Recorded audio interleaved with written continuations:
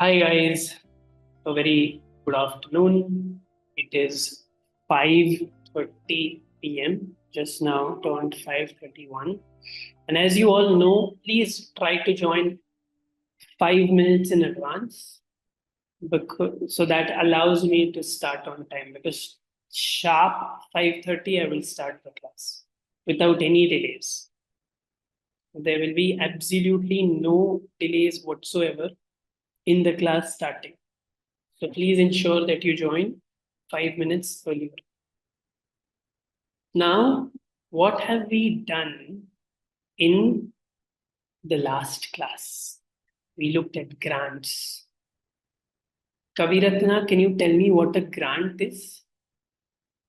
Sir, it's the amount which provided by the government for the capital thing or for revenue. Very good. Either a grant can be a capital grant or a revenue grant. Very Grant. Yes. right. Then,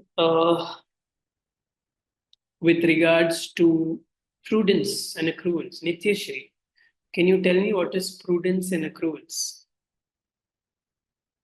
Nityashri, are you there?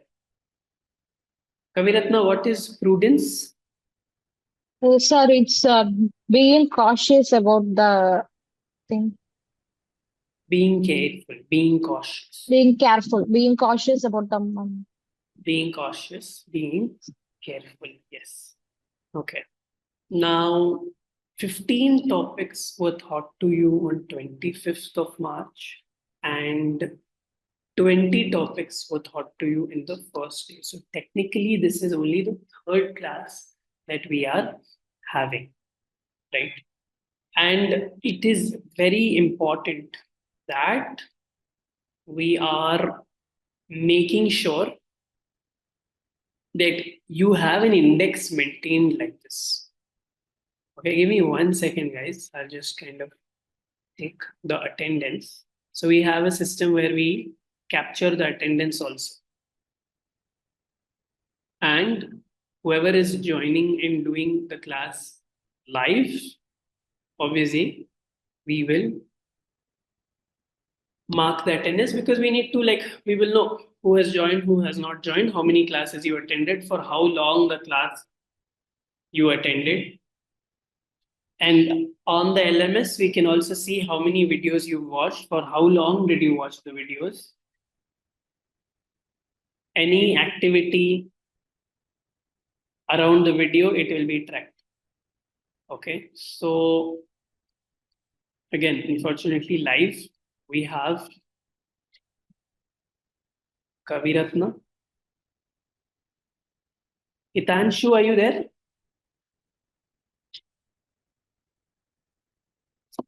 Nityashri? Yes, Hitanshu is here.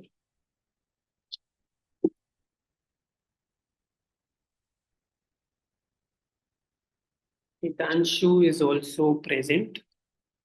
Okay, Del, may I know your name? It's Shitij. Shitij, are you there? Yes, sir. Yes, Shitij. What is your spelling?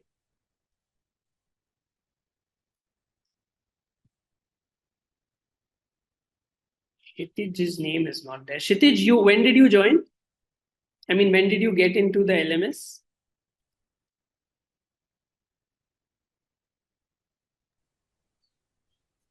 Not yet, sir. I haven't downloaded that. That's why your name is not in this. Is this your first class? No, sir. It is my second class. Second class. But please make sure that you watch the recording, okay, if you've missed any class, because technically this is the third class. Yes, sir. I was present at first class, but I missed that second and third. Yeah, so you just make sure that you watch it, okay? So 2 are selected. Now I just have to kind of. Nityashri, last call. Yes, so this is done. So how do we?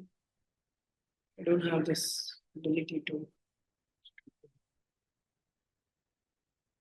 No, there's 2 are there. Kaviratna is there. Hitanshu is there.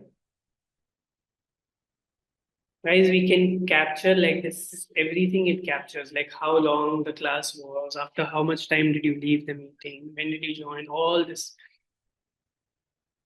Okay, now.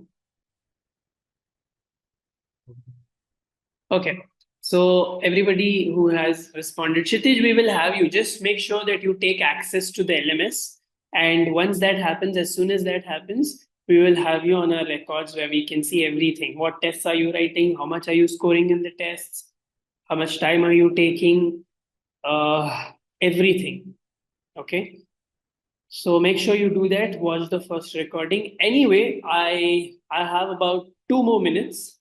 Kshitij, this class on 25th, you were there? Yes, sir.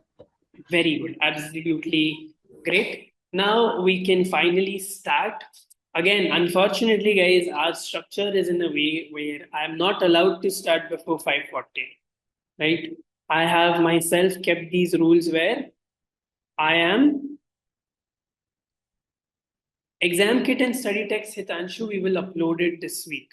Okay, we've got the materials, we'll just be uploading it over the weekend. Right. So, anyway, I'll just kind of summarize in brief on what we looked at in the previous class. We looked at what borrowing costs are. See here, we looked at what are borrowing costs and we looked at commencement of capitalization. So if I have to like quickly recap in the next 1 minute that I have, borrowing cost is basically when you borrow from the bank, when you repay to the bank, not only will you repay the money that you borrowed, you will also repay interest. That interest is your borrowing cost. Next is commencement of capitalization. Again, all of you have attended this class. So commencement, when will you start capitalizing the borrowing cost? Because we've learned from the first class that borrowing costs also have to be included as or also have to be capitalized. When will you capitalize it is when, again, we will understand that with the help of Test Your Understanding 6th in today's class. Okay. So let's look at Test Your Understanding 6. Let's directly look at the question. Wilson received 18 million, 5% loan. So what has happened is, see, Wilson went to the bank and he took a loan. He took a loan. Okay. And the loan amount was 18 million. Right? Remember, guys, when you repay, you will repay this 18 million, yes, but the bank also wants extra 5%, which is the borrowing cost. It is money that you have to pay because you borrowed this 18 million loan. Because you borrowed this 18 million loan, you will pay additional 5%. So the borrowing cost is 5%, right? As the funds were not all required immediately, Wilson invested 6 million in 2% bonds. So blah blah blah. All that I'll come to later.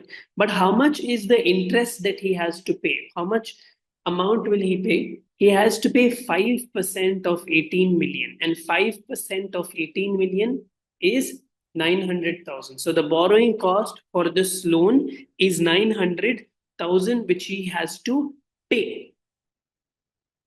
Okay. However, not all of this 900,000 has to be capitalized. Now, again, Kshitij, the first class you were not there, but not all of this 900,000 has to be taken into the value of the building on the financial statements. Not all of this 900,000 has to be taken on the statement of financial position. Why? Because the rule says that you will capitalize only for the period during which the construction was happening. right? The borrowing cost will be capitalized for the time when the activities that are, the construction has started. And remember, he took the loan on 1st of Jan and the construction started only on 1st of March. So 2 months we were simply sitting. You borrowed money from me on Jan. Jan, simply you were sitting. Feb, simply you were sitting. So March month, you started construction. So this 900,000 is the cost for 12 months. Do you understand? It is the cost for 12 months. And again, if the cost for 12 months is 900,000, the borrowing cost per month will be 900,000. It's the cost for 12 months. So the monthly cost will be 900,000 divided by 12, which is 900,000 divided by 12. It is 75,000. So that is the monthly borrowing cost. And remember, 2 months of borrowing cost, that is basically Jan and Feb, we cannot capitalize.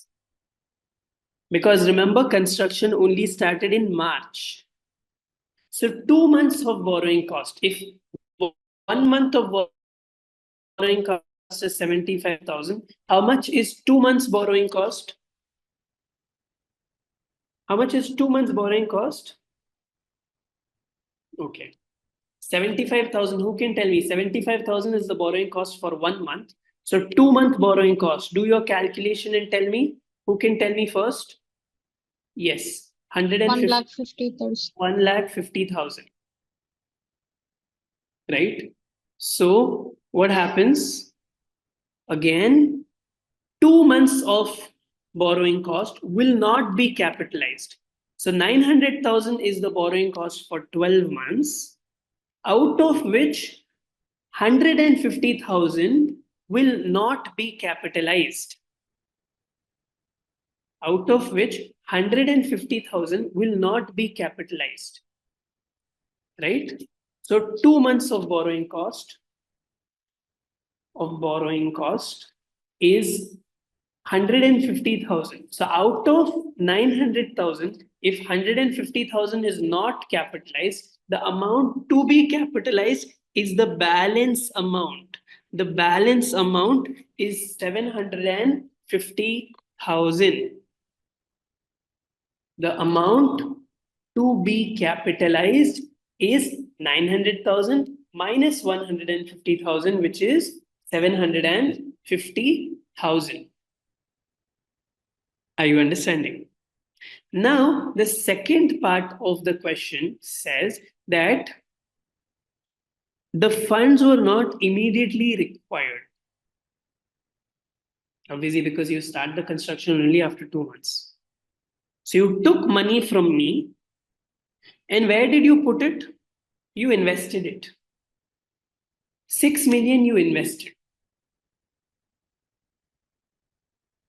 You invested in bonds. Now, what are bonds? Bonds are basically securities. You can make a separate note for this. Bonds are basically a security which will pay you interest. The company will pay interest to bondholders. The company pays interest to bondholders. Okay. So again, we invested in bonds, meaning we were earning 2% interest. And how much did we invest in bonds? 6 million. So think about it. We were earning. So what is the cost I'm putting in red? And what was earning I'm putting in green because it's a good thing. It's coming in, no? So you were earning 2% of 6 million. 2% of 6 million. But remember, the bonds you bought, you took the loan on 1st Jan and you kept invested in the bonds till 31st of May. So Jan, Feb, March, April, May. 5 months. 2% of 6 million is 30,000. But this is, remember, all interest rates are per annum. You understand? All interest rates are per annum. 2% of 6 million. Again, let me do my calculation again. 2% of 6 million is not 30,000, it's 120,000. This is what we earned per year. But remember, you will only capitalize the cost which was incurred, or even if it's an earning, we will only take for the duration for which it was. Again, let me simplify that. Sorry. You had invested on 1st Jan and the bonds were invested until 31st May. So you invested the bonds only for 5 months. So think about it. If you're earning 120,000 per year, monthly earning will be 120. Yes, Kshitij, that's absolutely right. 120,000 is the earning for 1 year. So the earning, if the earning for 1 year, that is for 12 months, if it is 120,000, the monthly earning is 10,000. And if the monthly earning is 10,000, the 5-month earning will be 10,000 into 5. So interest earned is going to be 10,000 into 5. Very good, Kshitij, which is 50,000. So I'm going to remove this because this was just the original calculation. Again, the ones who just joined, Sarah, Jitender, Sarah and Jitender, Barisha, make sure that if you have any doubts, you ask me. But the interest earned is 50,000. Okay. Now, again, let me go back real quick. We've taken a loan of 18 million. Again, there was an interest of 5%, meaning that there was a borrowing cost of 5%. 5% of 18 million is 900,000. Just look at what I'm highlighting. Right? But not all this 900,000 will be capitalized. Not all of this 900,000 will go to the statement of financial position. Only the amount or only the cost incurred during construction will be capitalized. Only the cost incurred during construction will be capitalized. And how much cost was incurred during construction? Remember, the construction happened when the construction happened on March, started on March. March, April, May, June, July, August, September, October, November, December. Only 10 months we did the construction. 2 months we were simply sitting. So from this 900,000, we will take out the borrowing cost of 2 months. Remember, if 900,000 is the cost for 12 months, the cost per month will be 75,000 and we will remove the cost of 2 months. So 75,000 if it is the cost of 1 month, 75 into 2 will be 150,000. From this 900,000 is the borrowing cost for 12 months. But I want the borrowing cost for only 10 months because the construction happened only for 10 months. So I'm removing the borrowing cost for the remaining 2 months to get the borrowing cost for 10 months. This is the borrowing cost for 10 months, which is what we need. So I'm highlighting that. That is the end of the story there. Now what happens is we have an earning, right? We have an earning of how much? See, 6 million I invested in 2% bonds. Are you understanding?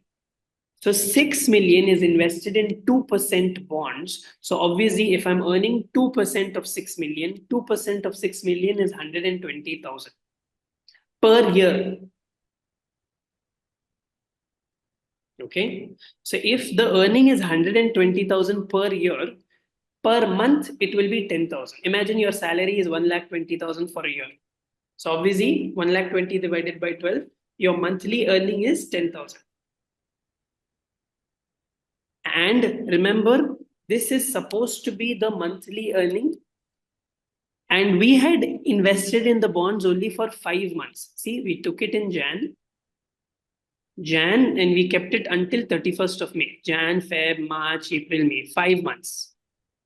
So if the monthly earning is 10,000, the 5 month earning will be 50,000. So that is the brief summary on what I have done so far. Now, remember, again,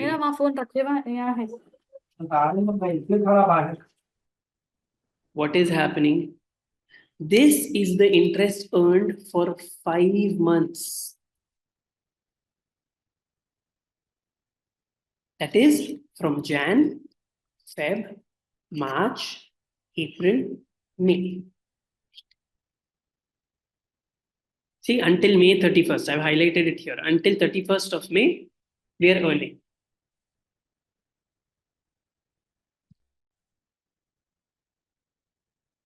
However, what happens is this. You need to 200% be comfortable and clear about what? Jan, Feb, March, April, May, 5 months, right? But the construction started only on 1st of March. And remember, I told you that any capitalization will only happen for the period of construction. So construction happened only on the 1st of March, and therefore earning of only March, April, May will be capitalized.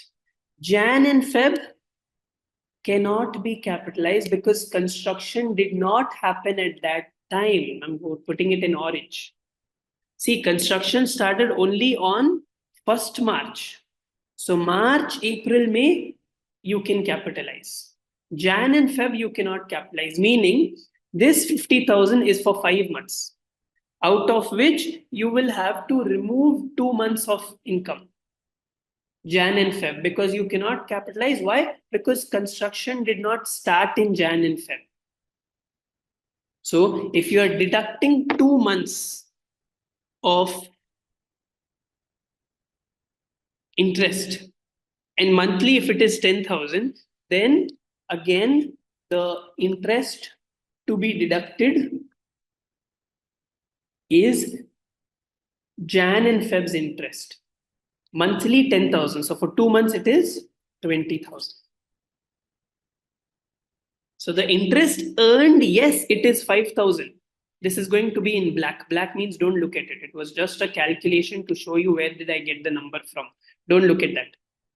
Interest earned is 50,000, yes. But out of that, 2 months interest has to be deducted because construction did not start. Are you understanding?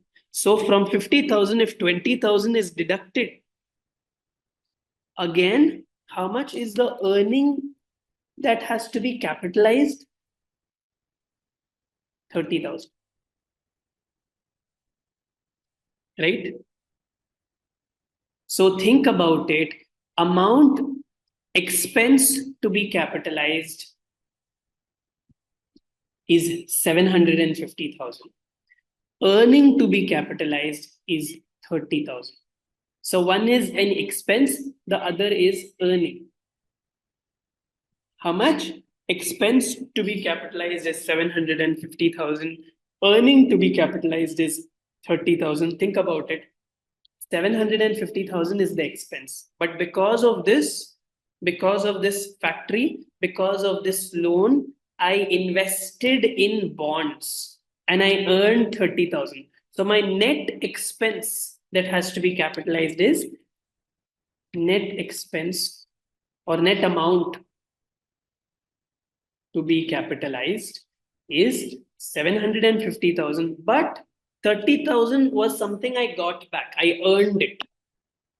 So the amount that you will capitalize is 720,000. The borrowing cost that will be capitalized is 720,000. So if I have to summarize this in real brief, how will it be? Remember, the total borrowing cost is 900,000. Okay, I'm going to put notes. Total borrowing cost is 900,000. But not all of this will be capitalized. Why? Because you will only capitalize the amount for the duration of construction. This 900,000 is for all 12 months. But construction started only in March and went till December. So construction happened only till for 10 months. So this 900,000 is for 12 months and I have to deduct 2 months of borrowing cost. 2 months of borrowing cost is 150,000. So 10 months of borrowing cost that will be capitalized is 750,000. That is easy for everybody. And the answer would end if there was no earning. If, for example, this sentence was not there, the answer would be 750,000. This much would be the answer. End of story. Good news. But because Wilson was smart, he has made our answer a little bit longer, but not difficult. Wilson also had an income because of this borrowing. He had an income of 2% per annum of 6 million. 2% per annum of 6 million is 120,000. But obviously, not all of that is to be capitalized. You will capitalize, obviously, if 120,000 is the income per year, monthly income will be 10,000 and it's 6 o'clock. The construction started only in March and the bonds were invested till May, end of May. So March, April, May. Only 3 months earning has to be capitalized. Monthly earning is 10,000. So 3 month earning will be 30,000. So only this 30,000 will be capitalized and not the entire 120,000 because the entire 120,000 is for 1 full year. So yes, the amount paid was 750,000. The amount earned because of this borrowing is 30,000. So the net amount that will be capitalized is 720,000. Total borrowing cost was 900,000. Not all of this will be capitalized. Only the amount incurred during the period of construction has to be capitalized, which is 10 months. And 10 months amount is 750,000. We also have an earning. We will capitalize only the earning for the duration of construction. Remember, the construction started in March 1st and the bond was removed on 31st May. So March, April, May, 3 months only.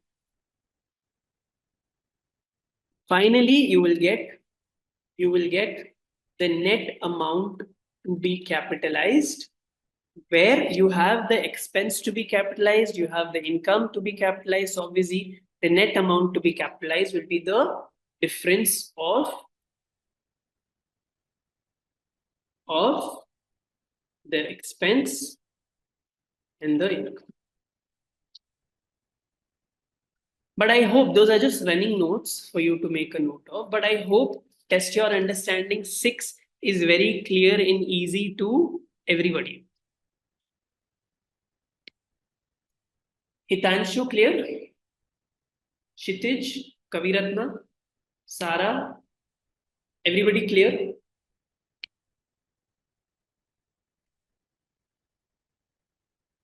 Yes, Kshitij clear, Hitanshu clear, Kaviratna clear? Very good. With this part of the section or this part of the question is over, with which we can easily look at illustration 8. If an entity had 10 million loan of 6% and 2 million 8% loan, The weighted average cost of borrowing here, where you're basically taking the average cost of borrowing. How are you taking the average cost of borrowing? Again, I will not do now. I just want you to be comfortable with this. Test your understanding. Make a note of it. I'll give you literally 5 full minutes to go through it step by step and ask me any questions if you have. I'm going to pause the recording. The ones who are watching the recording, pause it, but 5 full minutes. I want you to be very comfortable with this. And then I will continue. Okay, now I think I can move on. So the first thing we've looked at today is test your understanding 6. The second thing is, how do you take the average of what?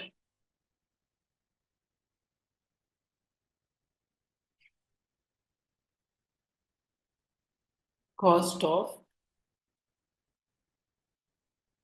See, there is one project where you sometimes it happens, no? For doing one thing, you take a loan from multiple banks. Multiple banks. So there's bank A. Bank A is giving you a loan of 10 million and they charge 6%.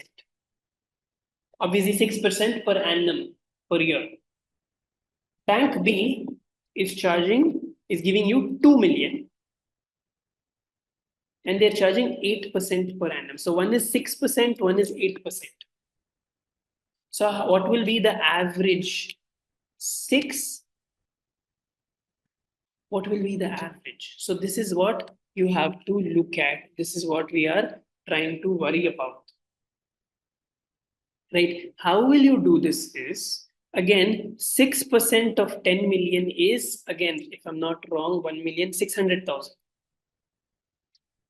And 8% of 2 million is 8% of 2 million is 160,000. So basically, I've borrowed how much? I've borrowed a total of 760,000 that will be paid over 12 months.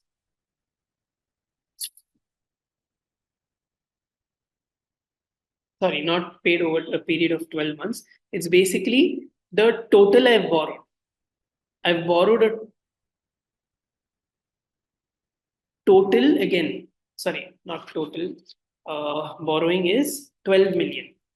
So I'm paying an interest of 600,000 for company A and 160,000 for company B. So I'm paying a borrowing cost of 760,000 on a total borrowing of 12 million. So 760 divided by 12 as a percentage, if you take,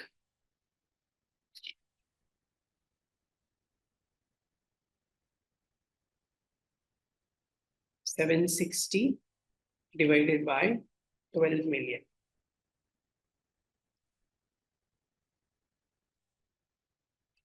It is 0.063. If you multiply it with 100 to get a percentage, it is 6.33. So your average cost of borrowing will be 6.33. Okay, I'll give you another example. We borrow 10 rupees, sorry, 10,000 for 5% and 50,000 for 8%. What will be the average? Again, remember, 5% of 10,000 is how much? What is the cost of borrowing? 5% of 10,000 is 500. Plus 8% of 50,000 is 4,000. So the cost of borrowing is 4,500 for a total amount of 10,000 plus 50,000. So it will be 4,500 divided by 60,000. 4,500 divided by 60,000 into 100 will be 7.5%. So the average cost of borrowing will be 7.5%. Okay, so I hope all of you are clear with the average cost of borrowing, right? Again, my objective is to make sure that your life is easy and simple. So what do? I'll give you steps. If you have to calculate the average cost of borrowing, you have to calculate the individual borrowing costs. See, 10 million of 6%, 6% of 10 million. The individual borrowing cost there is 600,000. And then here, the individual borrowing cost is 160,000. Once you calculate the individual borrowing cost, add up the borrowing cost to get the total borrowing cost. Once you have done that, divide the total borrowing cost by the total amount borrowed. Right? So again, let's just ignore this answer and just read this piece of information. Just ignore the answer. Don't look. Just try to calculate using these steps that I have given. Again, make your life easy, do things step by step. Right? First step is what? Add the individual borrowing cost. Calculate the individual borrowing cost. So first case, how much is the borrowing cost? 10 million, 6% of 10 million, 600,000. And for the second loan, the borrowing cost is 8% of 2 million, which is 160,000. So you have calculated the individual borrowing cost. Second step is add up the borrowing cost to get the total borrowing cost. 600,000 plus 160,000 is 760,000. Divide the total borrowing cost of 760,000 by the total amount borrowed. How much is the total amount borrowed? 10 million plus 2 million, which is 12 million. So 760,000 divided by 12 million will be, again, I hate to do this, but I have to check the answer in the calculator. 760 divided by 12 million is 0.06333. Obviously, in order to get a percentage, you will multiply with 100, and 0.0633 into 100 is 6.33%. So I hope you will be able to do or calculate the average cost of borrowing with these steps.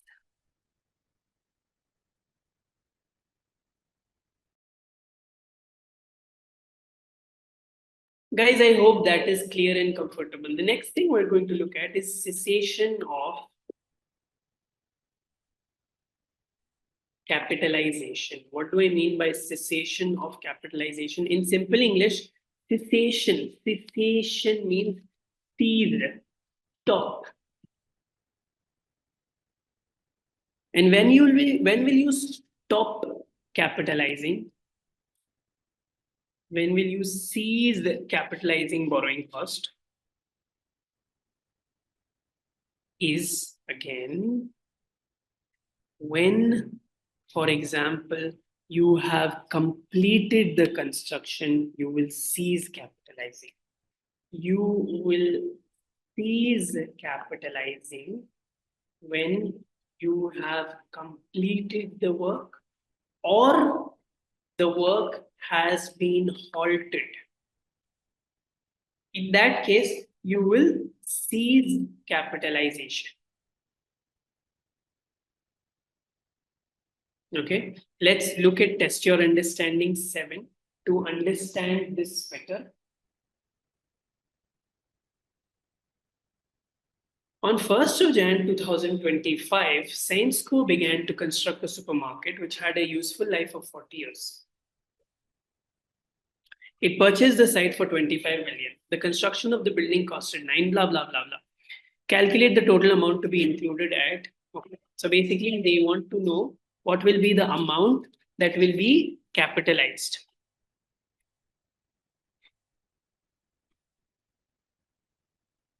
Right? So, first and foremost,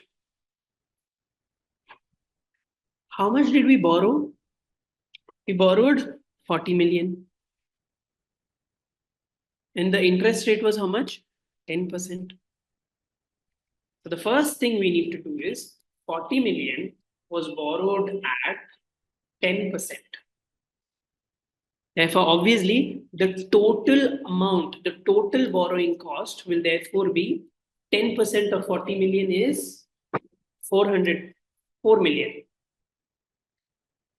This is the total borrowing cost, but not all of it will be capitalized. Remember, the dates are important,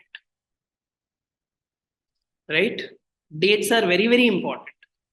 The construction of the supermarket was completed by end of September. So Jan we started, Jan, Feb, again for making it more visual, I'll write it. Jan, Feb, March, April, May, June, July, August, September, October, November, December. Right? Out of this, yes, we took the loan for the entire 12 months. Yes, I know. But out of that, we started the construction in Jan and finished it in September. So Jan, Feb, March, April, May, June, July, August, September. 9 out of 12 months have to be capitalized. So 4 million is for 12 months. So what will be the monthly borrowing cost? 4 million divided by 12. It will be 333,000. So if the monthly borrowing cost is 333,000, 9 months borrowing cost will be 333 into 9, which is roughly 3 million, 2,999,000. Roughly, I'm getting 2,999,999.99999. So I'm rounding it off to 3 million.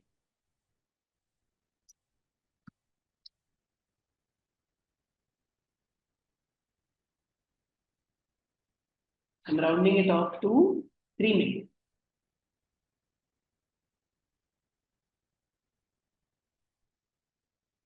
Okay.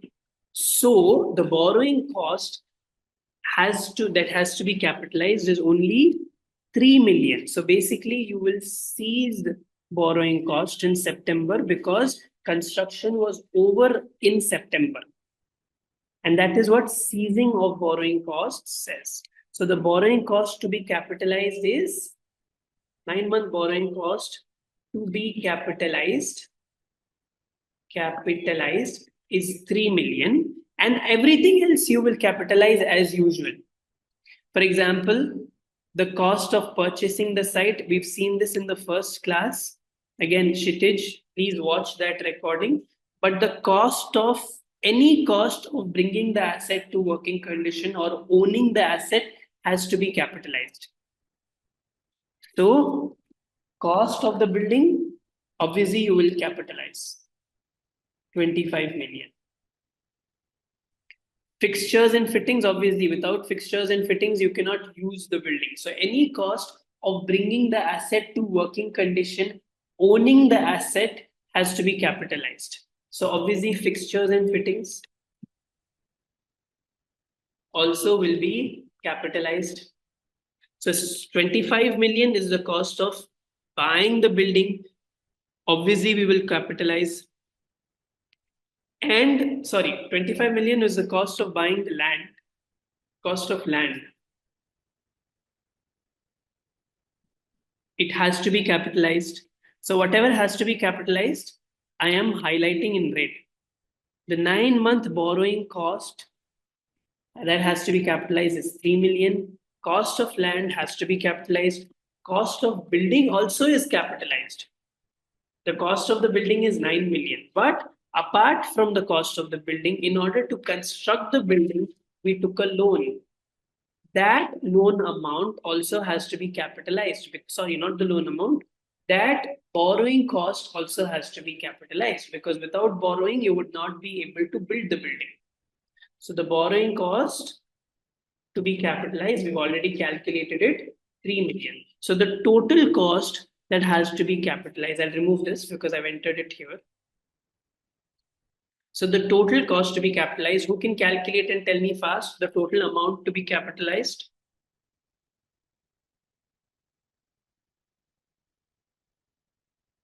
Very good.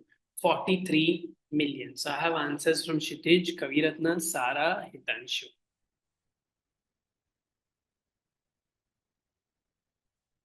Okay, so this is when you stop or cease capitalizing of a borrowing cost,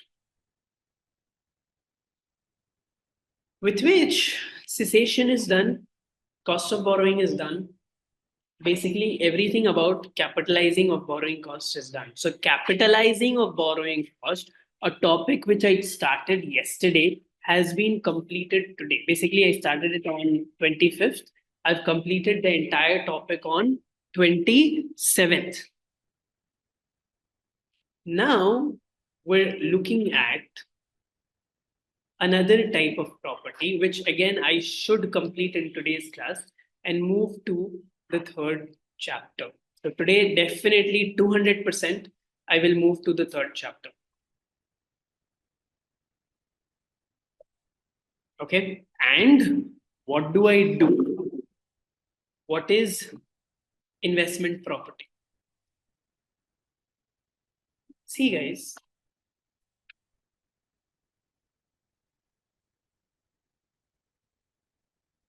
here what is happening is this. What is happening is sometimes you buy property to use that property, correct?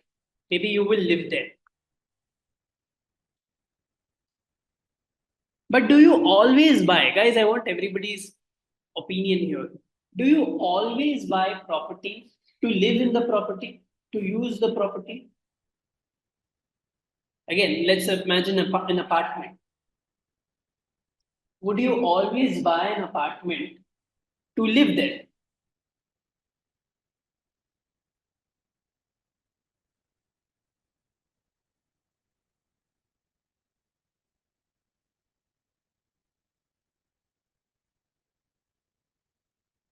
No, we can rent it out.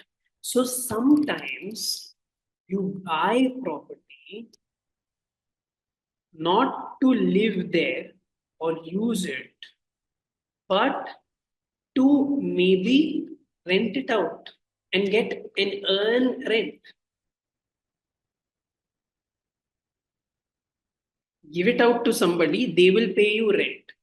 That is also a reason why you buy property, or you buy property. Say, I bought a plot of land. Say, I bought a plot of land in a village. Why did I buy it? Not to go and live in that village, not to rent it out. I bought the plot of land so that maybe after 10 years, the value of the plot will increase and I will sell it. Say I bought the plot of land for 4 lakhs. After 10 years, I will sell it maybe for 40 lakhs. So I earned a profit of 36 lakhs. So many times, many people will also buy property with this intention. Hitanshu has left, right? So you buy a property so that its value increases and later you sell it. So basically you are buying it for value appreciation. You buy it for value appreciation.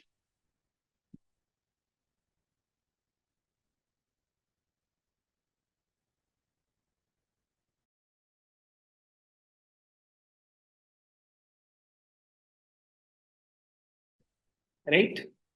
So again, you can buy property for value appreciation. Right? So remember, guys, these two properties will be treated in different ways according to in financial statements. Right? The first category, which I'm highlighting in red, that is where you are you are using the property. And the second category, which I've put in green, you buy property to rent it out, or you buy property for capital appreciation. So the first category of property is known as PPE, property plant equipment, where you are buying a certain property, you are buying a certain equipment to use it. In that case, it will be called PPE, which we have already seen in IAS 16. Which class? We looked at IAS 16 PPE in the second class. See, 25th March. Right? So when you buy property to use it, to live there, that will be PPE and IAS 16 will apply. But when you buy property to either rent it out or you buy it so that the value will increase, basically appreciation in the value. When you buy property for any of these two reasons, that property will be known as investment property. Even if it falls in both of these, any of these categories, it will be treated as investment property. Investment property. In these two cases, it will be known as investment property. And again, who is coming to help us with investment property? Not IAS 16. Remember, IAS is simply a friend who is helping you in preparing financial statements. And the friend who is coming and guiding you with the friend who is coming and helping you with investment property, his name is also IAS 40. His name is also IAS, but his full name is IAS 40. So the IAS that will apply to investment property is IAS 40.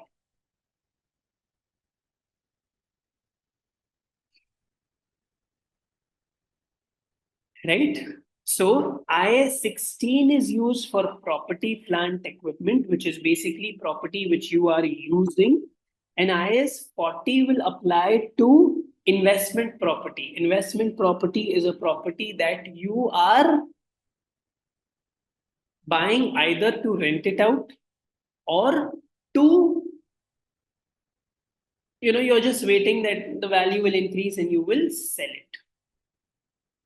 Right? And that is the brief introduction to IAS 40. IAS 40 is investment property, and investment property is a property that is bought to either earn rentals or for capital appreciation or for both. So this is dictated by IAS 40.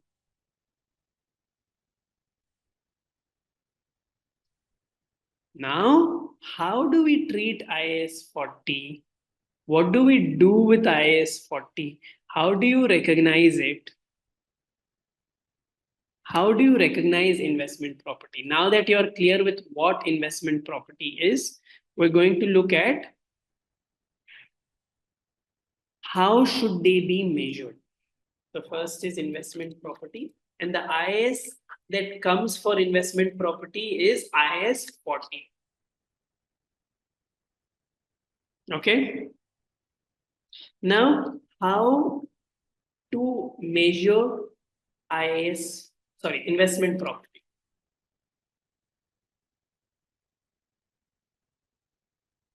How will you measure investment property? Again, just like PPE, you can use the cost model. Remember, in cost model also, in PPE also, you had the cost model, which we did yesterday on 25th class.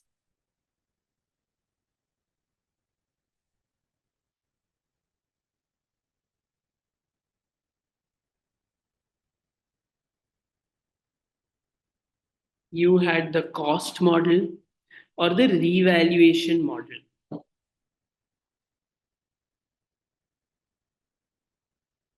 Right? Same way over here also, you have the cost model and the fair value model.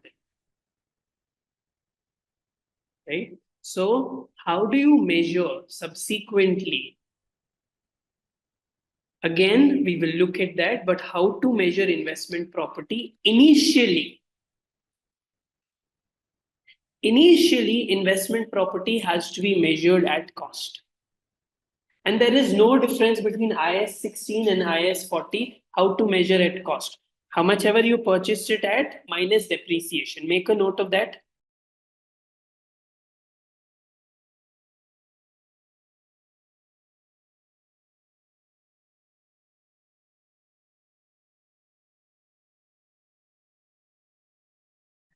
So again, guys, initially you will be measuring investment property at cost, just like how you did in the previous IS 16. But later, remember I told you what is subsequent measurement? That is, later you may have certain changes, and that can be measured at cost or something known as fair value. Right? And I will explain this to you with the help of Test Your Understanding 8. So before we go for the break, let's complete Test Your Understanding 8, and we will go for a break at sharp 6:55. Celine, a manufacturing entity, purchases a property for 1 million on 1st Jan for its investment potential. The land element of the cost is believed to be 400,000, and the buildings element is expected to have a useful life of 50 years. Right?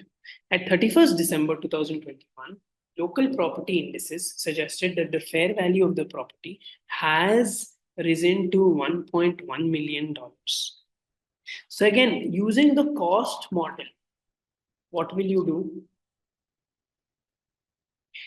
Remember one thing, okay? First and foremost, out of this 1 million, buildings was 600,000. See, out of 1 million, 400,000 was for land.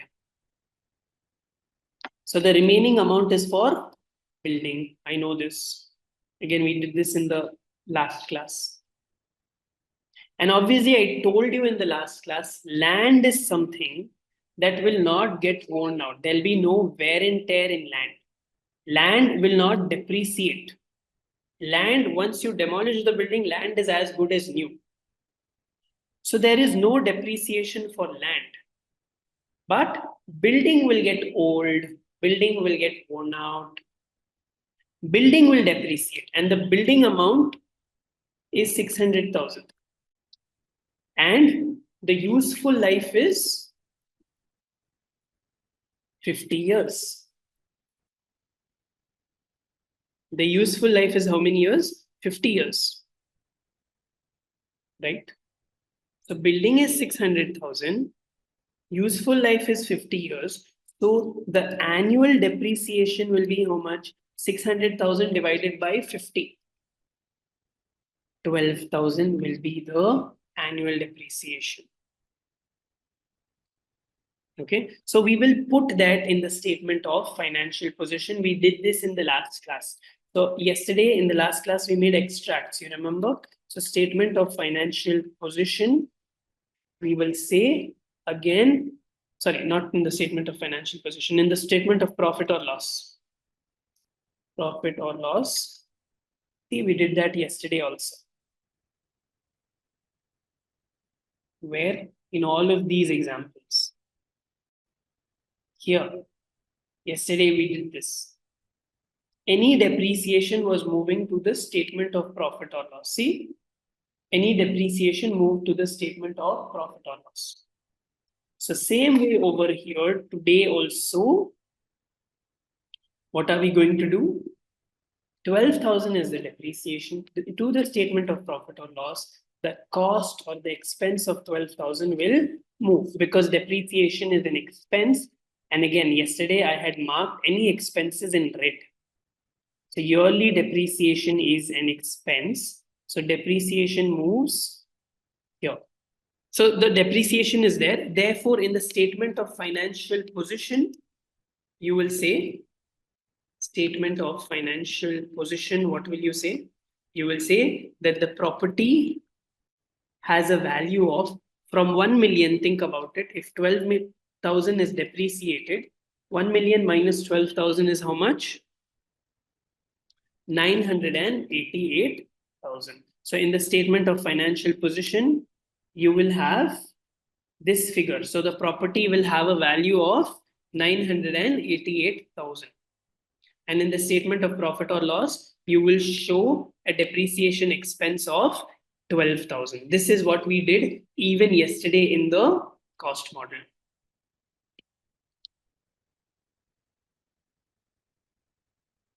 Today, we're going to look at the fair value model. Okay, so let's look at the fair value model.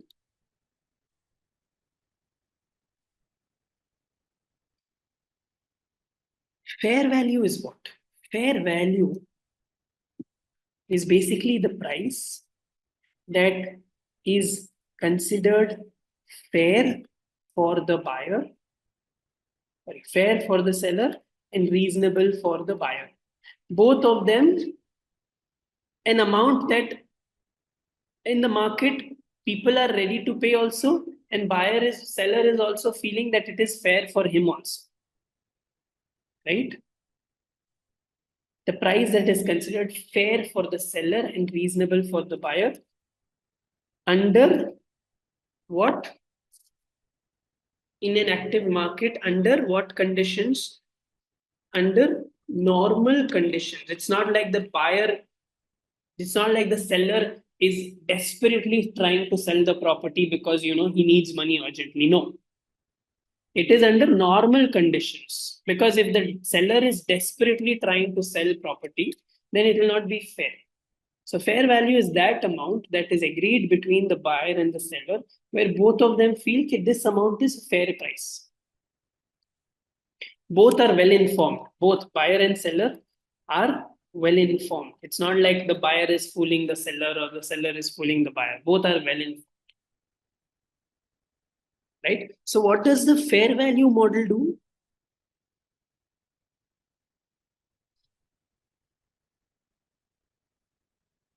Fair value model will simply see here in this question. The local property indices suggested that the fair value of the property has increased to 1.1. So in this method, you will simply say, yes, it was 1 million before, but now the value is 1.1. So in the financial statements, you will simply remove 1 million and you will say the value of the property is 1.1 million. So it's easier than the cost model. You are just removing 1 million and now you are reflecting the new fair value at 1.1 million. That's it. So in the statement of financial position, you will simply show property is worth 1.1 million. You will remove the old value. As simple as that. No need to do anything else. You will simply take the old value 1 million, but you will say that is no longer the value. The new value is 1.1 million. And in the statement of profit or loss,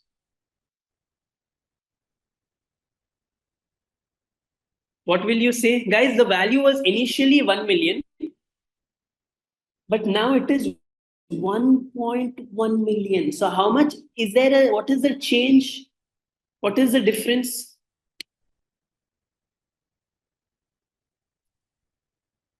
What is the difference?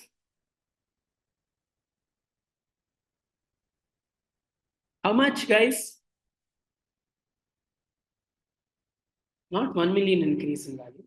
The value was 1 million. Now it has increased to 1.1 million. Who can tell me?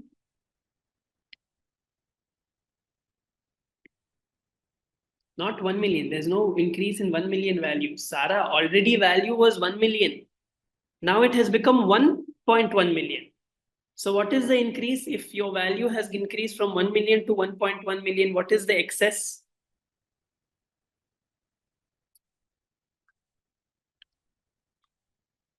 How much? 0.1 million is excess, which is 0.1 million, which is 100,000. So there is a gain of 0.1 million, which is 0.1 million. So there is a gain because of the revaluation. There is a gain of 0.1 million, which will be reflected in the statement of profit or loss. 0.1 million is also the same as 100,000. So you have the statement of financial position, you have the statement of profit or loss. As simple as that. Okay, so again, I'm going to give you 3 minutes to look at Test Your Understanding 8.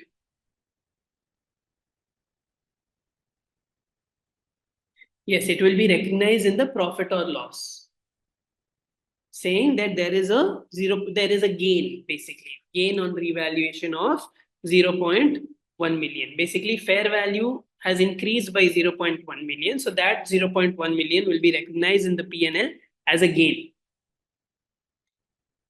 All of you go through this, check if there's any problem, Test Your Understanding 8.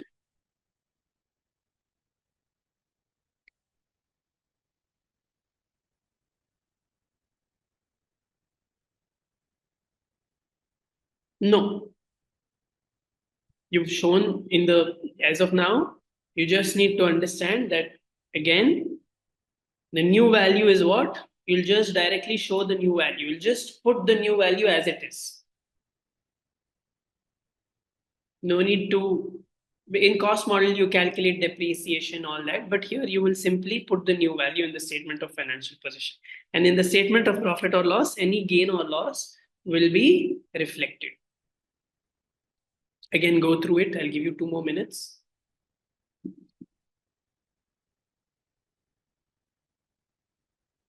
The ones watching the recordings can also pause and go through. Guys, welcome back. We've just come back from the break, right?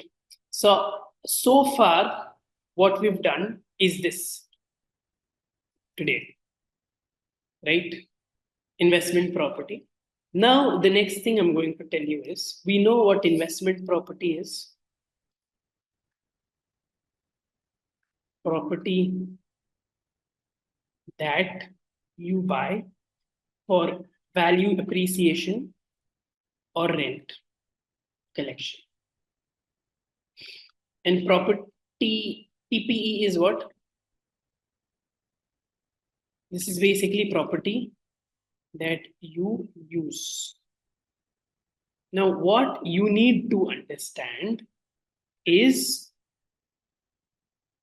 investment property may become PPE. Say you buy a property to for investment appreciation, sorry, value appreciation, or you buy it so that the value increases and so you earn money. So you buy it with that intention, but Later, you shift into that house, you shift into that building.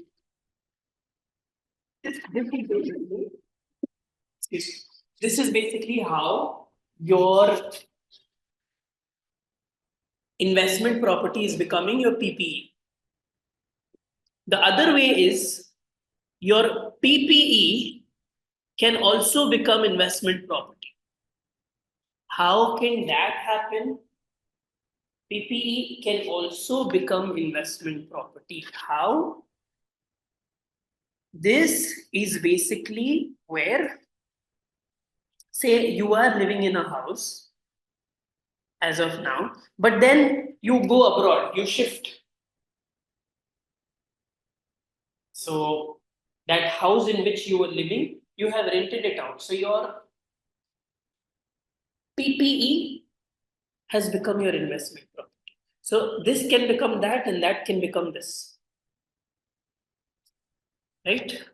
So what we're going to look at here is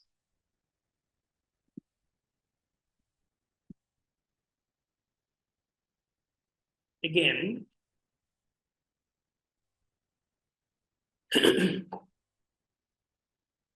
if an asset moves from PPE to investment property, what to do? An asset is transferred from PPE to investment property, and the fair value model is used. Again, you don't need to worry about that here in this specific class. Because again, before I do anything, before I get into any advanced versions of anything, I always believe that you have to be comfortable with the basics. Right? So as of now, what you need to know and write is that your PPE can move to investment property, and investment property can become PPE. Right? Once you are clear, absolutely comfortable with that, I will come. You're comfortable with, how to measure investment property. You are comfortable with how to measure property, plant, equipment. You are comfortable with how to subsequently measure property, plant, equipment. You are comfortable with how to subsequently measure investment property. Once that has happened, then we can come back and have a look at these last few things that are there in this specific chapter. So what I'm going to do is test your understanding 9. Although I'm going to mark it here, I will mark it in red, meaning this is a topic which we will come back to once your understanding for the basics is clear. And also with that, this chapter, apart from test your understanding 9 concept, this chapter is over.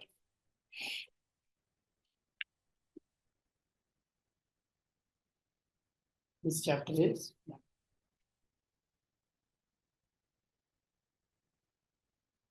Okay.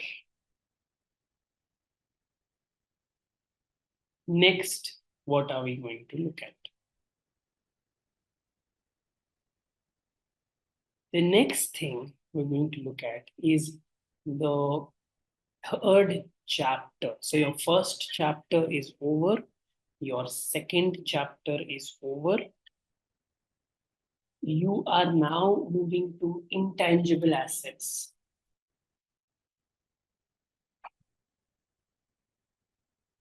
What are intangible assets? Is what you are looking at over here. Okay. And when it comes to what are intangible assets, see, a car, a building, machinery, land, All of these are assets. And the thing with these assets is all of them have a physical substance. All of them have a physical form. Land, you can see it. You can touch it. Car, you can see it. It is physically there. You can touch it. Building, you can physically see it. You can touch it. Machinery also has a physical form. These assets which can be touched, they have a physical form. What are they known as? They're known as tangible assets. But then there are those assets that you cannot touch, that don't have a physical form. Those assets are known as, like for what? For example, goodwill, say the reputation. People like Finchartered, for example. Now, this is an asset also, but it does not have a physical form. It does not have a physical substance. It cannot be touched. Right? So these assets, like goodwill, like a brand name,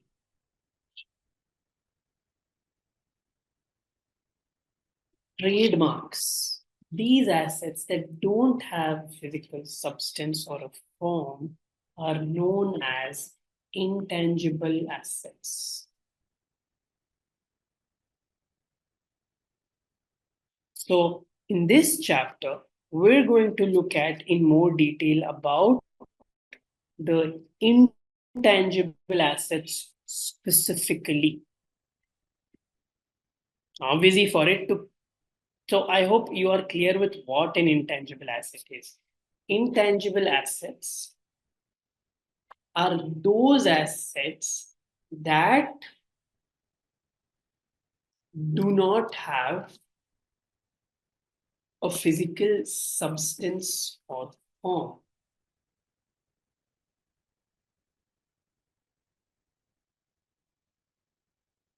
Right?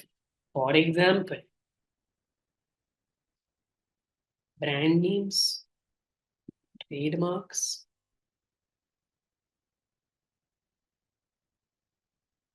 goodwill.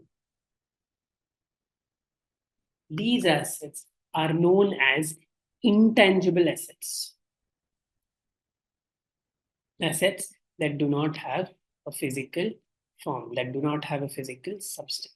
But remember, for something to fall in the category of intangible asset, it first needs to fulfill the condition of being an asset in the first place. For something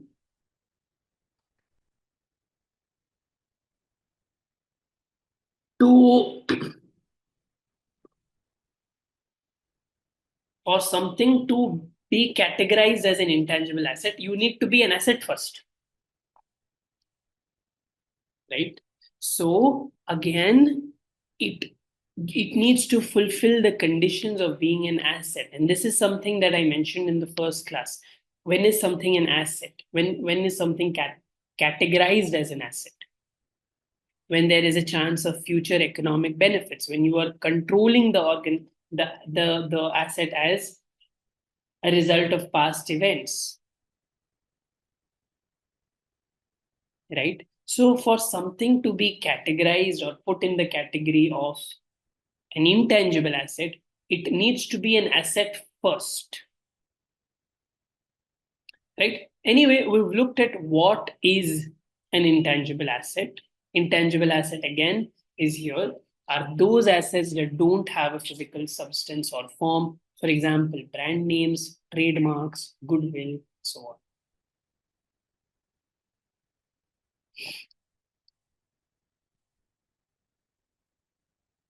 Right?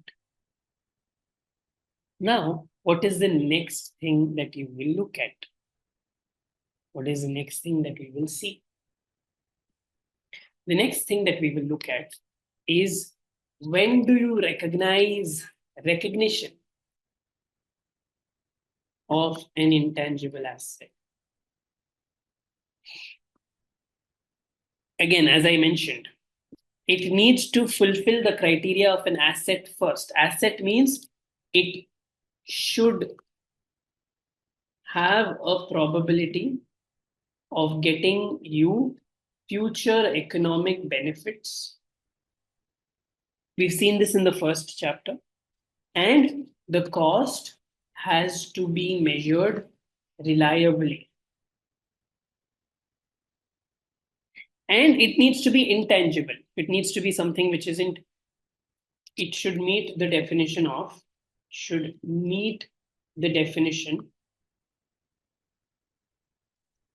definition of intangible.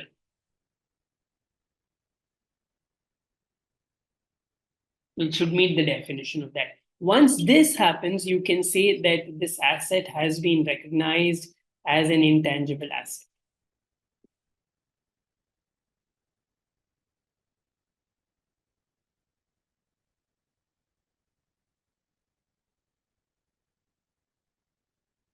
I hope all of you are clear about this and there is absolutely no problems at all.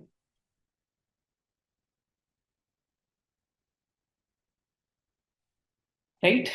The next thing we're going to look at is sometimes, okay, I might buy out a license. Now, a license is an asset and it's an intangible asset. I might buy out a license, and a license is intangible. It doesn't have like a physical substance, doesn't have a physical form. But this type of an asset, which is actually purchased, this type of an intangible asset that is actually acquired, is known as a purchased intangible asset. This type of an asset is known as purchased intangible asset. So a purchased intangible asset is obviously separately bought. A purchased intangible asset is separately purchased or bought. For example, you purchase a brand name. Oh, this brand name I'm buying. That is a purchased intangible asset, right? So a purchased intangible asset is basically an asset that is separate, an intangible asset that is separately bought. Purchased intangible asset is an intangible asset that has separately been bought, right? That should clarify a lot of things for you. And obviously, because you buy it, there is a cost. Obviously, you will not buy it for free, no? A purchased intangible asset, you bought it from somebody by paying some money. So purchased intangible asset has a cost. Has a cost, and therefore, we know how to measure a purchased intangible asset. Therefore, we will recognize a purchased intangible asset at cost. As simple as that.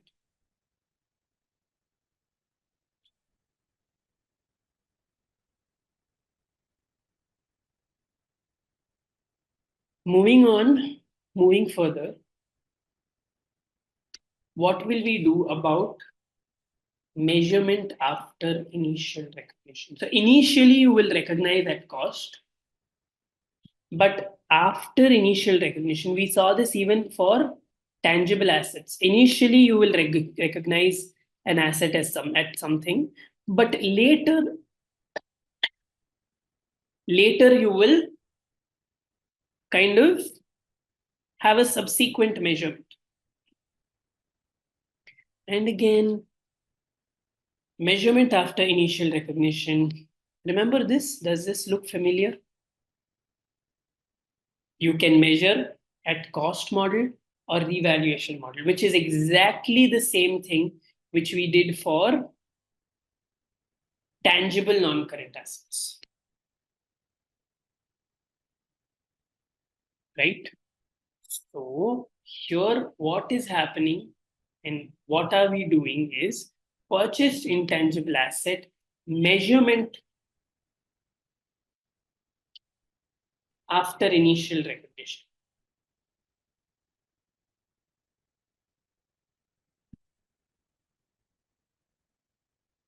Measurement after initial recognition. How will you do this? What will you do?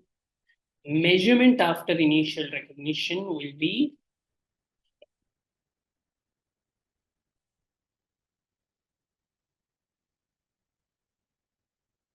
either you measure it at the cost or you measure it at the revaluation model, both of which you know now.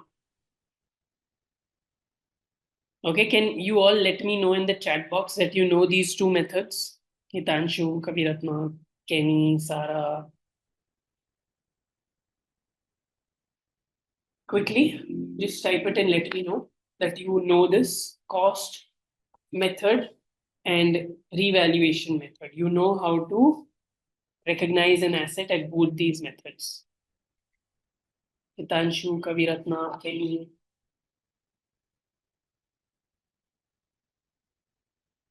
Yes.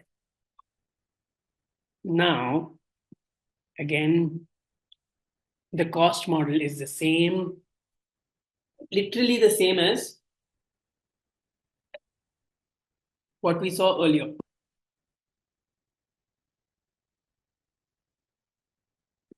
Yeah. So remember in the cost model, we had the cost.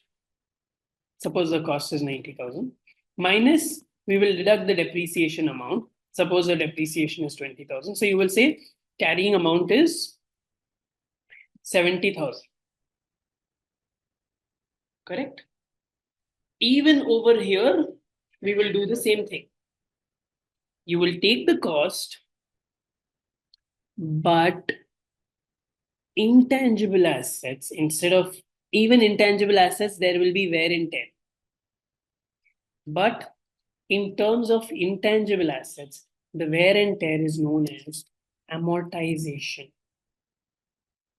What is amortization?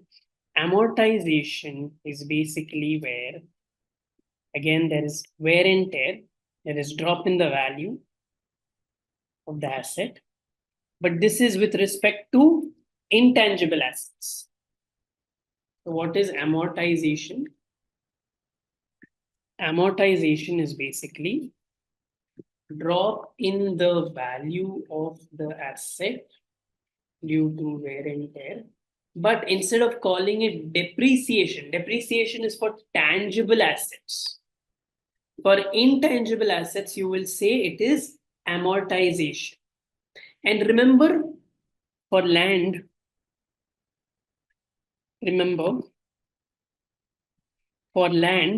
there was no depreciation because land, it has an unlimited life. So there is no wear and tear. I hope you remember this. Land, there was no depreciation. Why? Because it has an infinite life. Same way, even here, an intangible asset with an indefinite useful life should not be amortized. With an unlimited useful life, should not be amortized. Intangible asset with an unlimited, or indefinite is the better word actually, indefinite useful life should not be amortized, just like a tangible asset with an indefinite useful life also is not amortized. Right? I hope we are clear on this. And I hope there are absolutely no problems.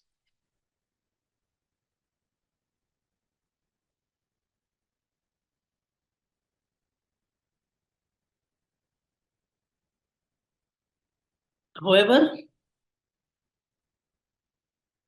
again, impairment I will do, but I'm just noting it as a point for you right now that these assets with an indefinite useful life should be checked if they are impaired every year. We will look at that shortly in the coming few topics. We will see that, we will cover it. But they will definitely be checked for impairment. Yes, so I hope that part is also done.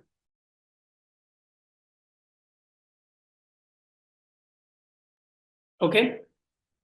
The next thing we are looking at is the revaluation model. In revaluation model also, again, you can make a note of this much. We looked at amortization.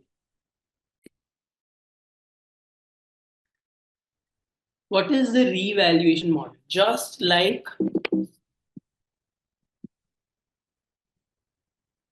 model. What is the revaluation model? Revaluation model is basically where you will value the intangible asset or measure the intangible asset at its fair value. And today, just today, sometime back, I told you what fair value is.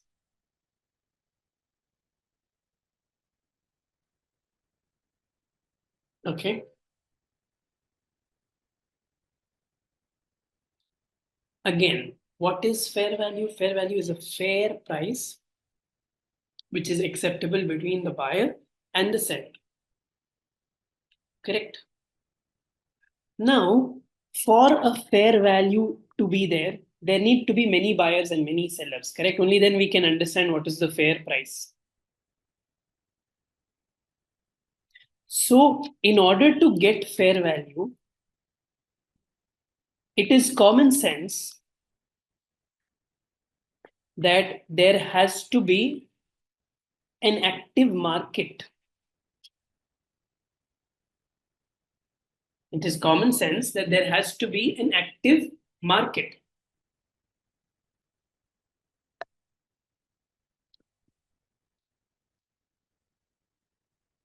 What will you do? Here is,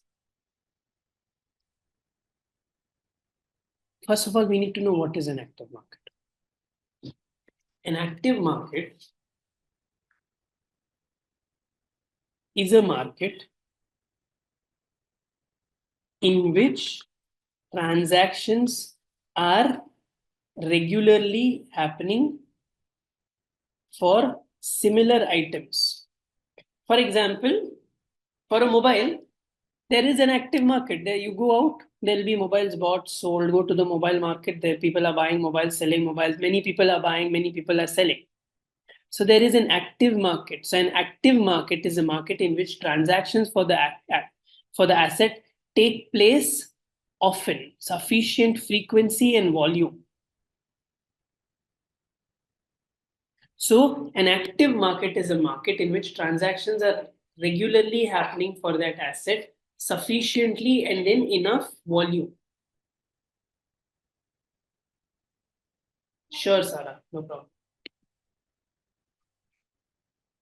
Right? Such a market is known as an active market.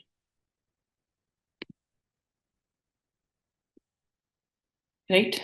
Only if you have an active market, you will know what is the fair value. Because what is fair value? Fair value is something which buyer, seller, everybody will agree. And for that, there has to be an active market. Right? So I hope this much is clear, which says, number one, that you will measure the intangible assets. You can measure the intangible assets at its fair value. Fair value is basically, we've already seen what a fair value is. But in order to get a fair value, there has to be an active market, a market where transaction for a similar item is regularly happening at proper frequency. But the problem is, think of brand name. I mean, our name is Fin Chartered Academy. Think of brand name. For Fin Chartered Academy, the brand name itself, do you think there is an active market? I mean, my brand name is unique to me, is unique to us. An active market is what? A market where for that asset, there are regular and sufficient transactions happening. And it's not like there is somewhere that, there is a market where FinChartered Academy brand is sold, bought. Are you understanding? So the problem is, for intangible assets, it is rare to find an active market. So yes, we can look at the fair value of the intangible asset and value it based on that. But in order to get the fair value, you need an active market. And for intangible assets, it is rare to find an active market. You understand it? Because an active market is a market. Active market is a market in which similar items, homogeneous items, are traded. And again, there may be no market out there where FinChartered Academy name is being bought and sold, traded. And yes, of course, the brand name may have a value now, but the prices of that particular item have to be publicly available. But the prices may not be, because obviously it's FinChartered Academy brand name. Where will the price be publicly? It's just one name, one company. Right? So an active market is a market in which similar homogeneous items are traded and prices are publicly available.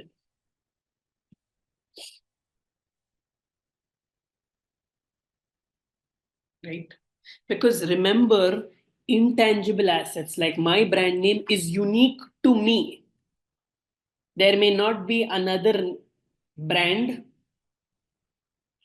that is similar. Are you understanding? And that is what we have here. I have written it also, and it is there in the textbook also, side by side. Let me know, go through it, and let me know if there are any problems.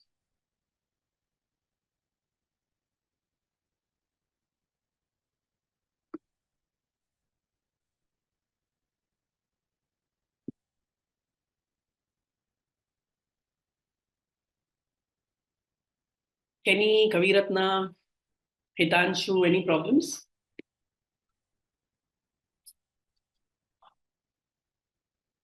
Please let me know.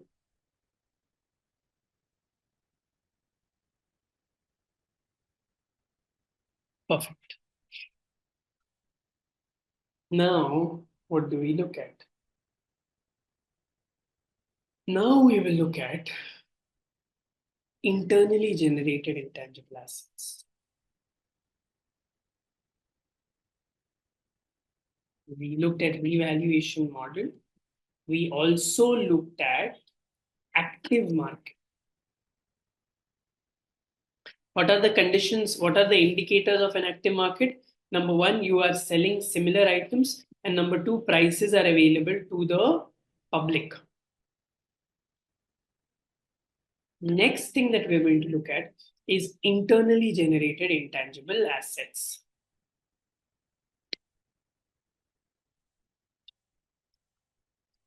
Internally generated intangible assets. Think of it this way.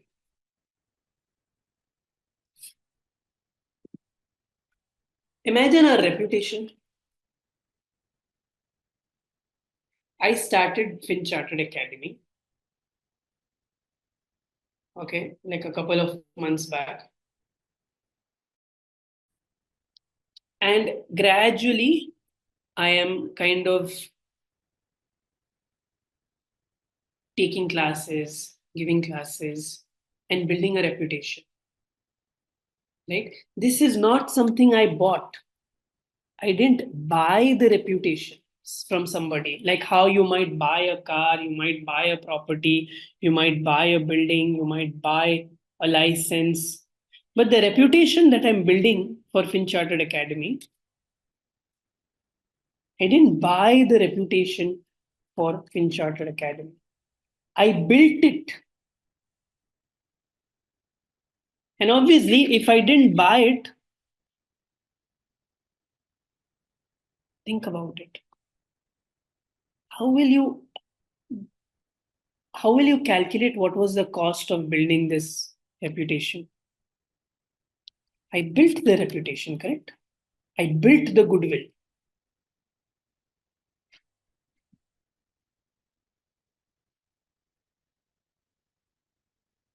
So many students are very happy. They want to study with us. I built it. I didn't buy it. So how will you ascertain the cost? The question, I'll give you a small analogy. But for example, you buy a plant. Okay. You buy the plant for 50 rupees. So it's easy to ascertain the cost. Here, it's easy. What's the cost? 50 rupees. Simple.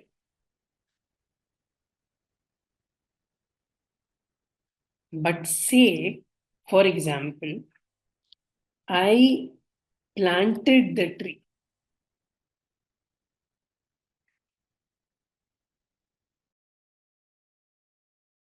Many people appreciate the tree. It's a beautiful tree. People like the tree. But I planted the tree. What is the cost?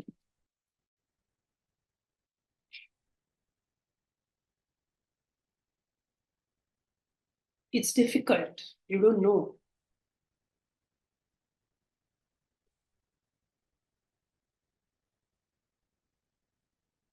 Right?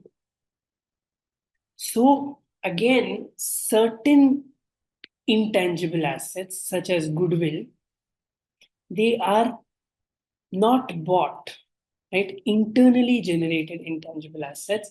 These are those assets that are not bought.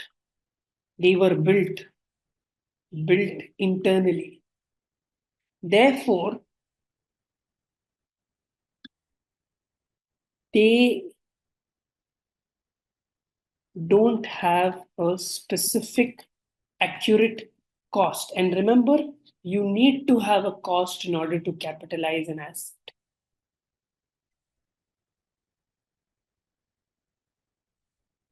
You understand? Therefore, these internally generated intangible assets, can they be capitalized? Internally generated intangible assets cannot be capitalized.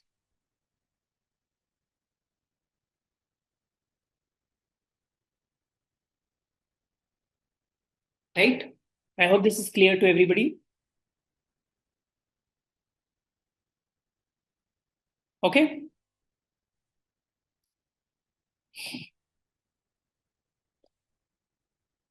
Let's now look at, again, internally generated intangible assets is what we just saw.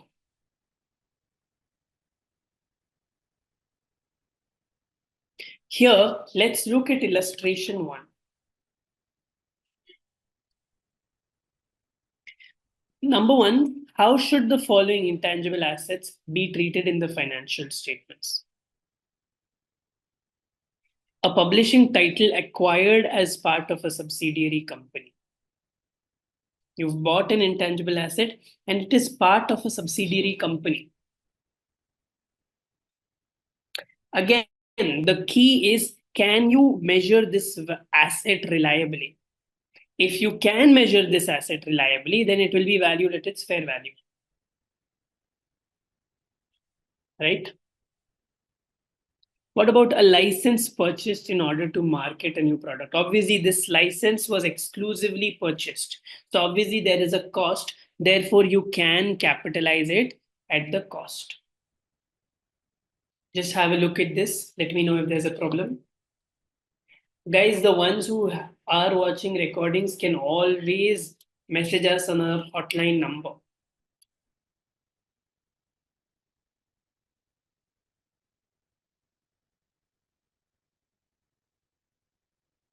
Okay, I hope that is clear. I hope that is comfortable to everybody.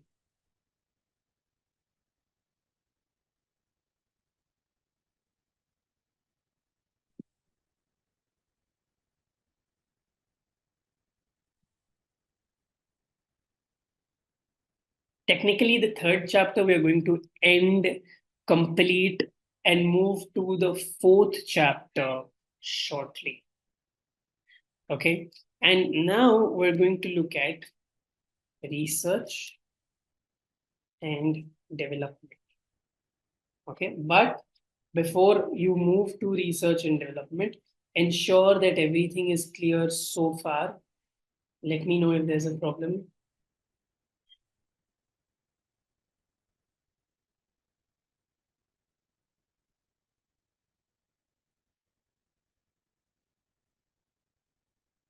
Next is research and development. What is research? Guys, we all want a cure for, say, for example, cancer. Right?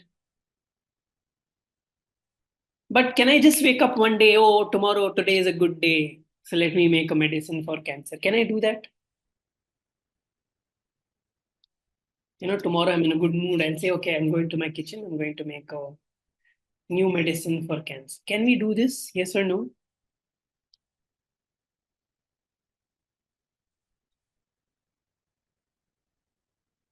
No, right? You cannot do that. Before you make the medicine, before you actually have the medicine made, you will have to do a study. You will have to plan out before you.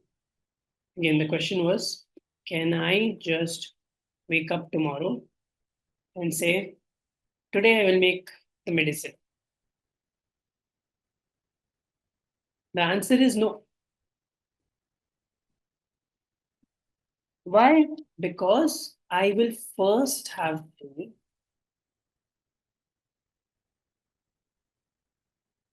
do a proper investigation and study. Okay, this chemical is needed for the cure. This chemical is good. This particular component works well with that component. This chemical works with that one. I will need to do a proper study. I will have to gain proper scientific knowledge and understanding. How does it work, what happens, and all that. This process of doing this study and getting knowledge is research. This process, that is the original investigation to gain knowledge and understanding, is research.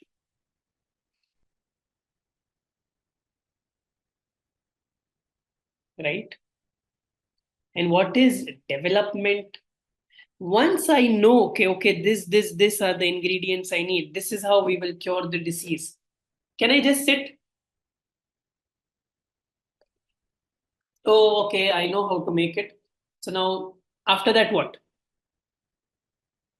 Once you have, so whatever is in red is research.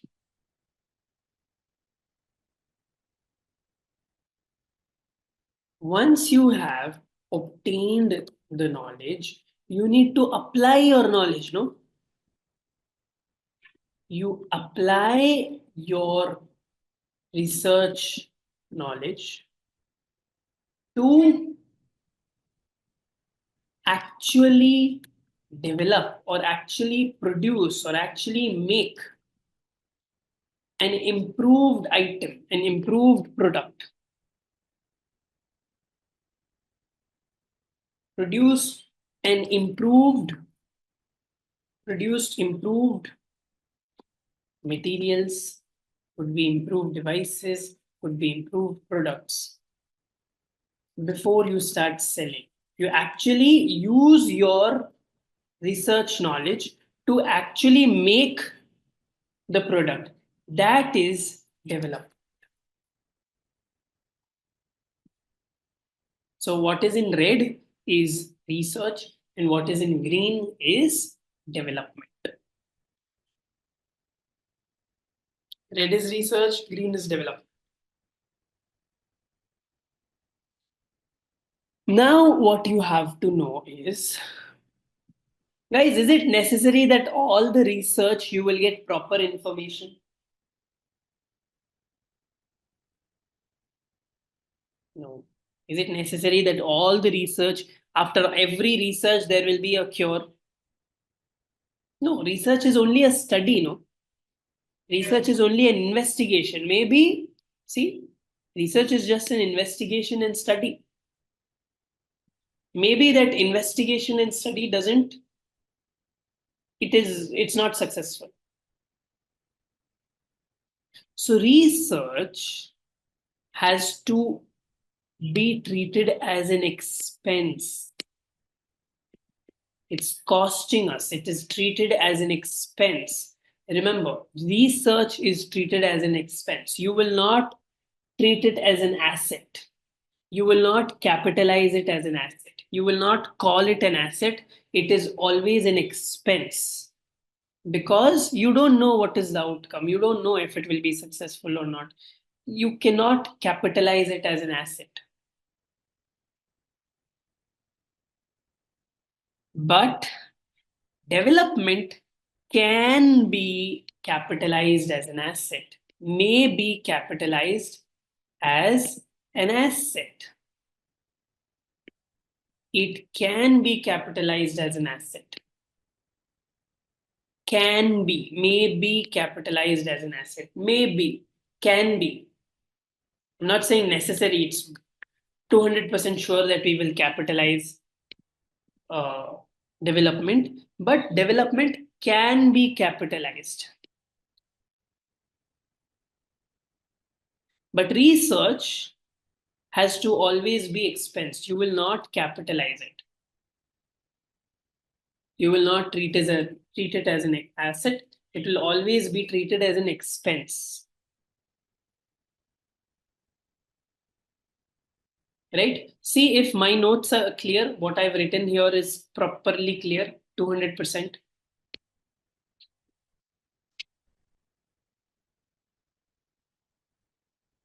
No problems? Okay. Again, what did I say? Development may be capitalized. You can possibly capitalize development provided there is certain conditions met. Again, I'm going to remove this. Research will be expensed. Development may be capitalized.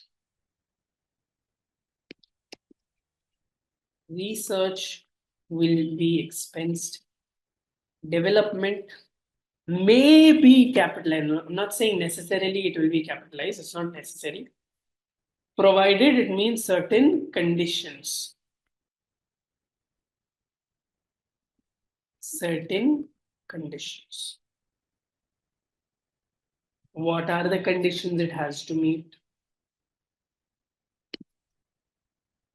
Number one, again, you will develop, and there has to be a probability that, see, you can treat a development as an asset only when there is a probability that you will get future economic benefits. So development can be treated as an asset provided, can be capitalized as an asset provided there is a probability of future economic benefit. Maybe you get some money by selling that developed product. Maybe you save some money.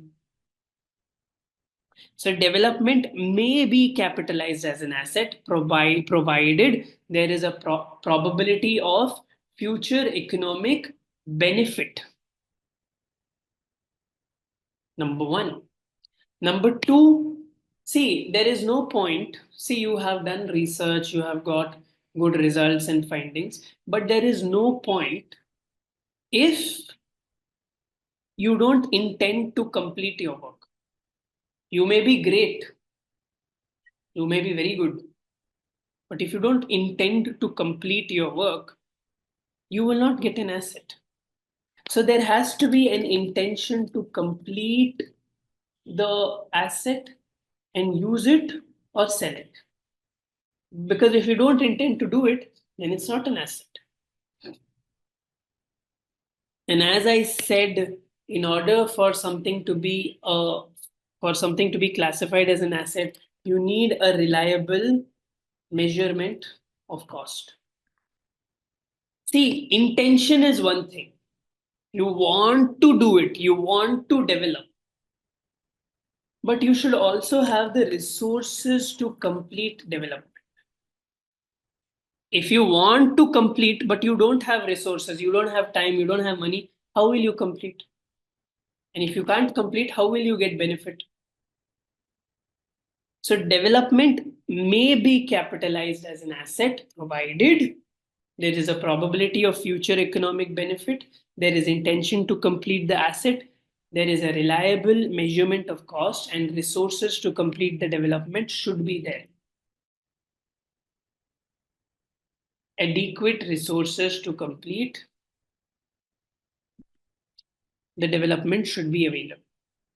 Sometimes you have the money, you have the intention, everything is there, but it's not technically possible. For example, you want to build a metro. You have the money, you have the intention, but you want to build it underground. But obviously, underground metro is a lot of work. And sometimes to dig it underground and make the proper metro system may not be technically feasible. And if it's not technically feasible, how will you make it? So having the intention and the resources is not enough. You need to also have technical feasibility. And obviously, when will you treat something as an asset? When you get future economic benefits. Basically, when you expect to earn profits from the use of the development. So development may be capitalized as an asset, provided these conditions are met.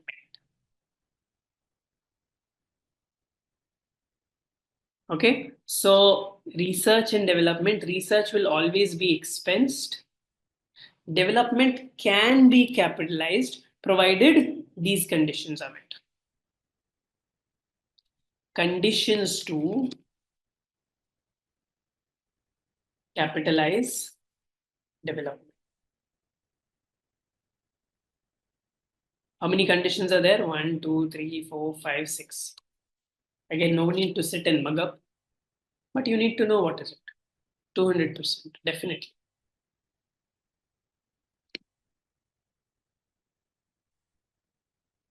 Now again, guys, we are finishing the third chapter today. And probably just touching upon the fourth chapter.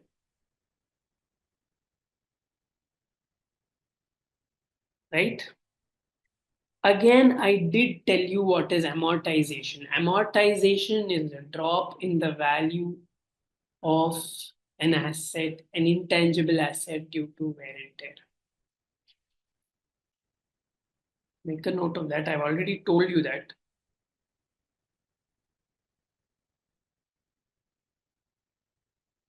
Before we move to test your understanding one, ensure you're clear with what is amortization.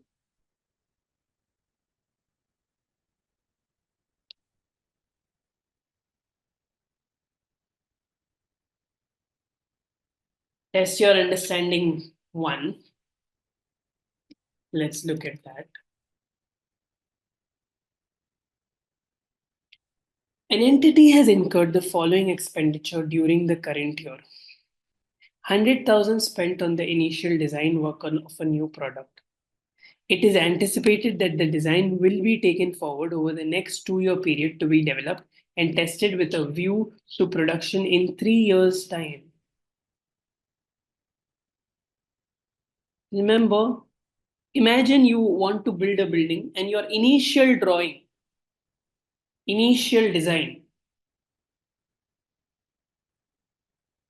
You want to build a mall. This is the mall.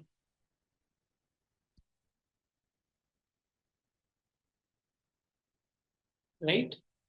Before you build the mall, you make a basic first day you make a drawing. Mall should be like this. This is not development. This is just an initial drawing which will be treated as a research, as the initial study. Therefore, the first A will be treated as a research because it is an initial design only. Are you understanding? And what would be the second one? 500,000 spent on the testing of a new production system which has been designed internally and which will be in operation during the coming accounting year. Meaning that it has already been designed and in the next coming year we will start it and it will help us in reducing the production cost by 20%, meaning that it is saving us money. And it is what? It has already been designed. Design and all is over. Now you just have to make it and sell it. Therefore, the second category will be development. So see here, what I've highlighted in red is research and what I'm marking in green is development.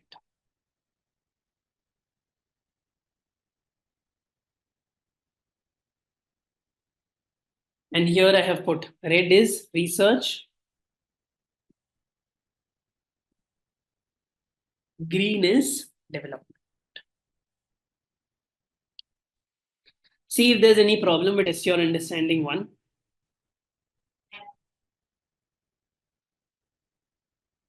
Let me know if there's any issue. Right? So test your understanding one is over.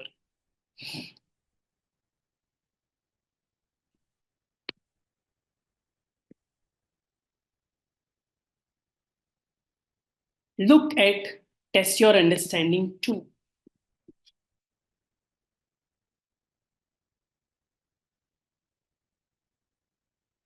A brand name relating to a specific range of chocolate bars. Okay, guys, I think what I want you to look at is till now, today, 27th of March, whatever you have looked at, A to Z, go through it.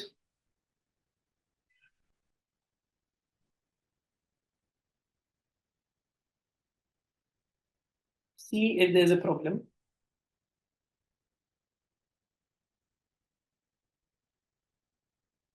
Okay, these are the how many 18 topics that we've done so far.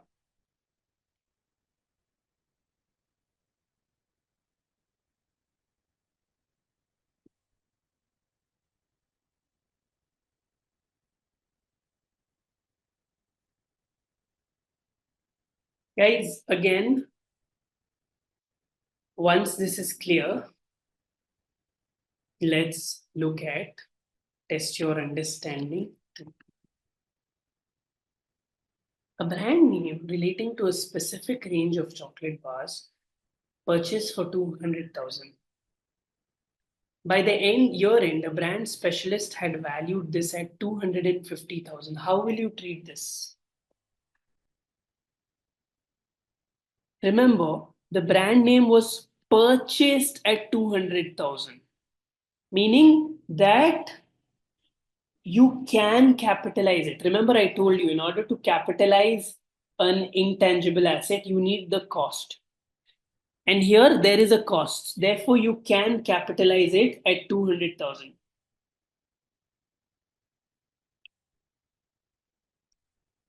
Right?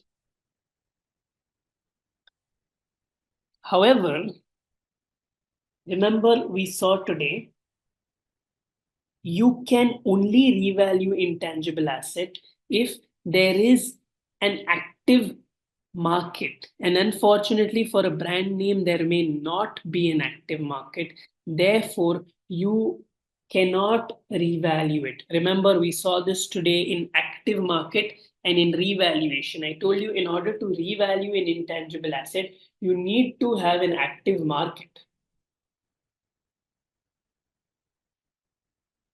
Right? Only if you have an active market, you can revalue the asset. But here, this is a brand name, and brand name, it's very unlikely that you will have an active market. In fact, you will not have an active market. Therefore, you cannot revalue this. It will be capitalized at the cost. I hope that's clear. 500,000 spent on developing a new line of confectionery, including 150,000 spent on research. Obviously, remember, research cost has to be, what did I say? Research cost has to be expensed. So 150,000 will be expensed. The remaining 350,000,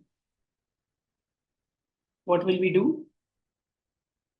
We can capitalize because the remaining amount has been used to, I'm putting it in green, has been used to develop. Therefore, the remaining 350,000 can be capitalized. Okay. Next is training cost for staff to use a new manufacturing process. The total training cost amounted to, remember, this. If the staff is trained, obviously it is a good thing for you, but you will not treat it as an asset. Why? Staff, once trained, can leave. No, you can't stop them. They can resign and go somewhere else. So any money spent on training the staff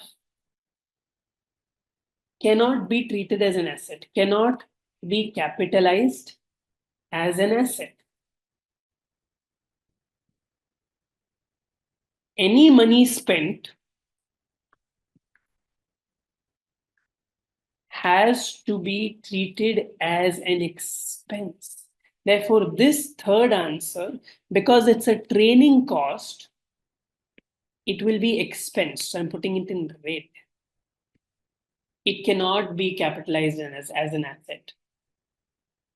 It cannot be capitalized as an asset because staff can leave. So I hope test your understanding 2 is clear and comfortable to everybody.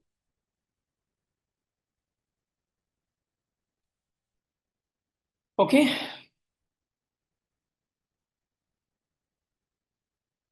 Right. The last thing that we will see before closing the day. Illustration 2. Okay, in fact, I think I will stop here. Guys, last 10 minutes, as you know, are spent in going through, it's a review session. So just go through the 19 topics. I think we've done quite a lot today. In fact, we've finished the 3rd chapter. So when I see you in the next class, we will be in the 4th chapter. So I want you to go through these topics and let me know how much is your understanding out of 5. And obviously, if your understanding is less than 5, I also need you to tell me where is it less than 5? How can I help you? So Kenny, this part which you watched, how much is it? Hitanshu also let me know. 5, Hitanshu? Was good, I know, guys, but this is, I mean, your understanding wise, are you 5 out of 5? All right, guys, so you can leave. That is all for the day. Okay, thank you so much. Bye.